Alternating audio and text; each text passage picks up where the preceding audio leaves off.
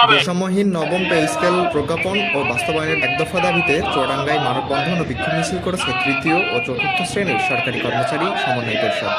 রোববার সকাল 10টায় জেলা প্রশাসকের কার্যালয়ের সামনে এই মানববন্ধন অনুষ্ঠিত হয়। পরে একটি বিক্ষোভ মিছিল শহরের প্রধান প্রধান সড়ক প্রদক্ষিণ করে। মানববন্ধনে বক্তারা বলেন, দীর্ঘদিন ধরে পে স্কেল কাঠামোতে বৈষম্য বিদ্যমান থাকায় তার ন্যায্য সুযোগ সুবিধা থেকে বঞ্চিত হচ্ছেন। দ্রুত বৈষম্যহীন নবম পে স্কেলের প্রজ্ঞাপন জারি করে তা কার্যকর করার দাবি জানান তারা। এক দফা এক দাবির বাস্তবায়ন না হলে ভবিষ্যতে কঠোর কর্মসূচির দিকে যেতে বাধ্য হবেন বলে হুঁশিয়ারি দেন বক্তারা।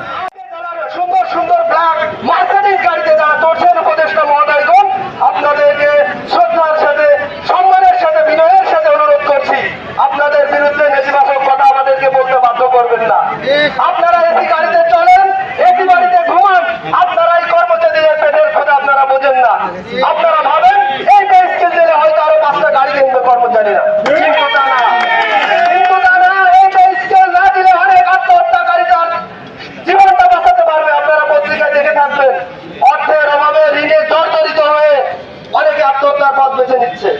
আপনাদের প্রতি সম্মান দেখে বলতে চাই, আজকে আমাদের শর্ট নোটিশে, বৃহস্পতিবারের নোটিশে হাজার হাজার কর্মচারী এক হয়েছে। কেন্দ্র ঘোষিত যে কোনো কর্মসূচি পালন করতে আমরা বদ্ধপরিকর। আপনারা যদি পে স্কেল দিয়ে তামাশা করেন, আপনাদের এই নির্বাচন কিন্তু সফল হতে আমরা দেব না। ঘোষণা দিলাম, কেন্দ্র যা বলবে আমরা রাজপথে সেই কাজ করে যাবো।